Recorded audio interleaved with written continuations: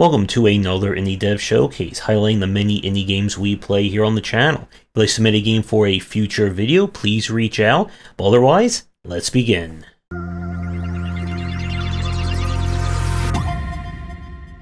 We are starting things off with Toy Tactics. This is a real-time strategy game where you play as various historical nations. But instead of real humans and so on, everything has been abstracted down to, well, toys, as the title suggests.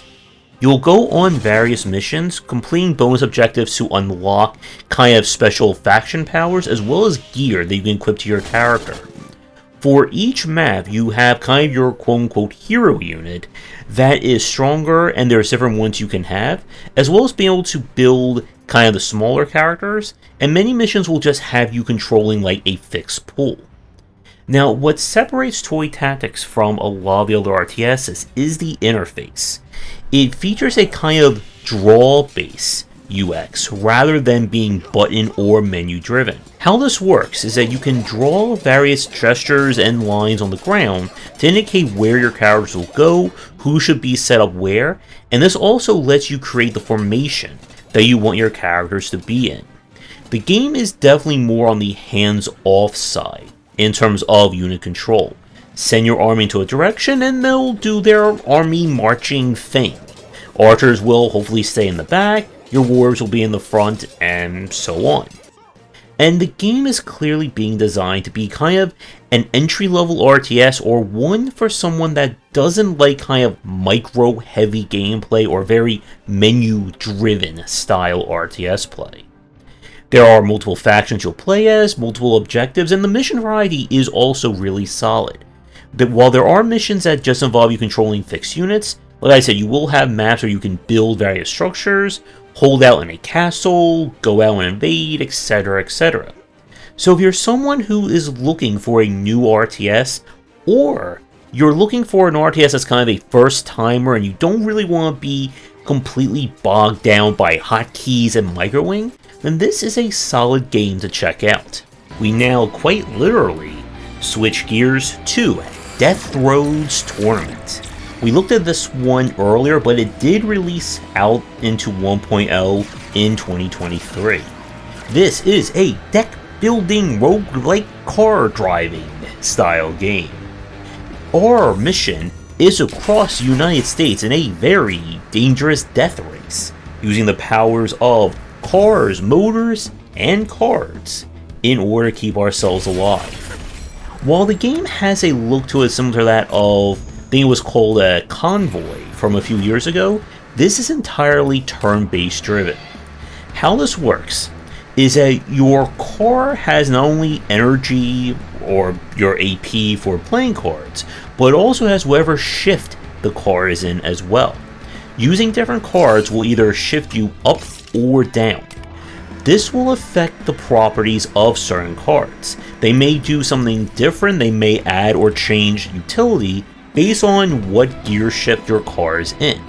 You can also ram into enemy cars and try to kind of mess with them, as you have like a separate handling rating that when it runs out, your car will kind of skid out of control for a random number of actions. As with a game like Deep Sky Derelicts, every part that you equip to your car comes with it its own set of cards. So this is what creates your own deck. So better gear means better cards. And there is certainly a lot to this one. This is on the more advanced side, as you're not only juggling your AP or your energy per turn, but your handling, your shift, as well as what the enemy is doing. Now this does unfortunately lead to some of the combat feeling a lot longer than it should be, because attack ranges are card specific. You can get into this annoying situation where you're trying to angle your car to line up to the enemy's car, but you're not able to because they're moving out of your way, so you're trying to move into their way, and it's just a bunch of driving shenanigans around. But this one is definitely on the interesting side. If you're someone who likes your deck building to be different, as well as more advanced, I would definitely recommend this one. But if you are someone who is new to deck building roguelikes or deck building design, this one may be too advanced to kind of just like jump right into and start driving down the road with. And now we switch from high stakes driving to high sea pirating with Pirate Outlaws.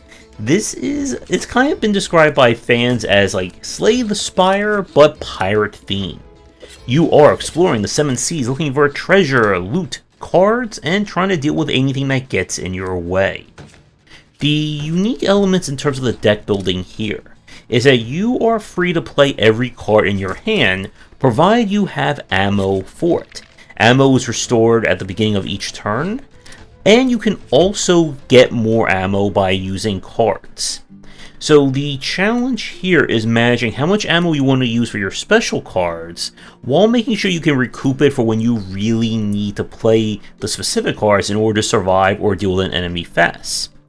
Winning matches will unlock more cards, you get kind of more account upgrades as well as the more you play, and there's a kind of roguelike structure of trying to beat 3 kind of acts worth of content, along with a harder mode as well. My main issue that I had with this one is that with all the deck builders I played, I really wasn't seeing anything that was kind of like going like above and beyond for me. This is definitely the opposite side of Death Roads that we just talked about. So if you're someone who's played many deck builders and looking for one that does anything different, this one may not be the best one for you. But this is a very solid entry, and this is one that I would recommend if you are new to deck building and looking for one to kind of, I guess, dip your toe into the salty waters with. And now we turn to Asleep. This is going to be an episodic game with the first chapter going to be released as standalone, and the footage you're seeing is taken from the demo. The game is set in northern Brazil in the 90s, where we play as a young girl who is having trouble when it comes to figure out what's real, what isn't. Is she losing her mind? Are the strange things coming after her real, or something else going on? And of course, we will solve this by, well, walking left and right, picking up lots of items, and solving puzzles. The game itself definitely lends into the same style of Silent Hill, as you explore a deserted city with an unusual amount of fog. As we all know, only good things will show up in very foggy areas. I like the aesthetics and the art style of this one. As you'll explore, you'll need to, of course, find sources of light in order to be able to see or interact with things. But, of course, when you turn on your light, it will attract the, things that are in the dark waiting for you. While I did like what I was seeing from the demo, we did run into some issues with some bugs, and the demo unfortunately soft-locked and we were not able to continue.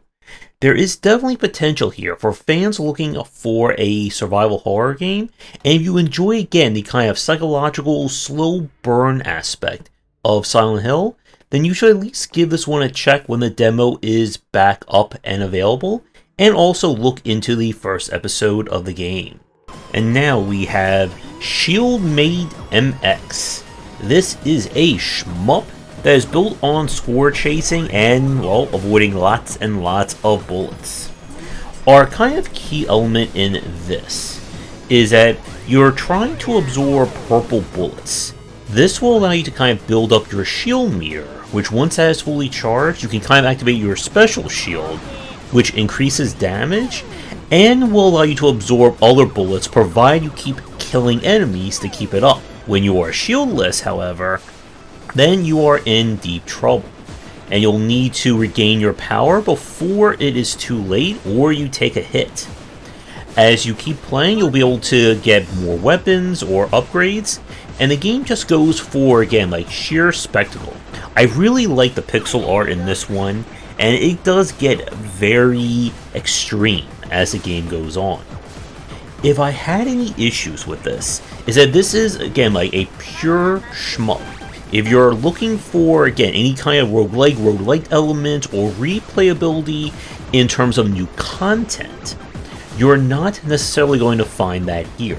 The levels themselves are set, there are additional challenges, hard variants, and so on. But once you've kind of played through one level, you've kind of seen the extent of it. However, Schildmaid is still a fantastic shmup, and again, a really great use of its own singular mechanic to kind of keep you engaged with it. So if you're looking for some bullet hell, or just a whole lot of bullets coming at you, then definitely check this one out. And we go from super gun to something a lot slower for our final game with the Library of Babel. This is a kind of combination of stealth, platforming, and puzzle solving with that of a point-and-click adventure as well.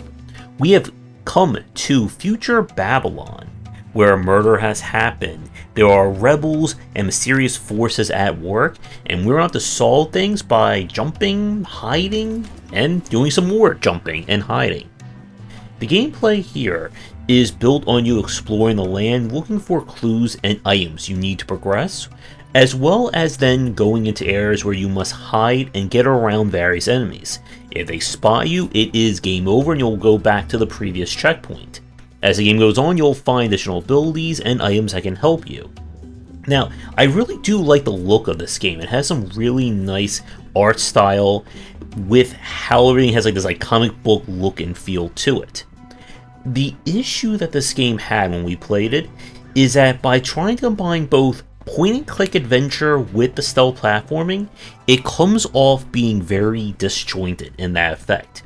The opening of this game, for instance, starts you out with a tutorial that just teaches you jumping and basic platforming, and then you're thrown into kind of a find the right item adventure point-and-click nightmare that involves you exploring this village, trying to figure out what items you need to move the story along. There is no stealth here at all. And if you can't get past this point, then the whole game just doesn't happen. And it just felt like such a kind of brick wall to get people into the kind of main thrust of the gameplay, which is the stealth platforming. And for that, the game is not bad. If you've played any kind of 2D stealth game, then you should be well acquainted with the rules and what you're trying to do. You'll need to figure out where you can go, what are the correct patterns or patrol patterns to avoid, and see where things will take you. And the story is certainly on the interesting side. This one is kind of a rough one to recommend. If you get past kind of the opening and the more point-and-click adventure side of things, you'll find a very engaging stealth platformer. But I do think a lot of people may give up on this game before it really gets going.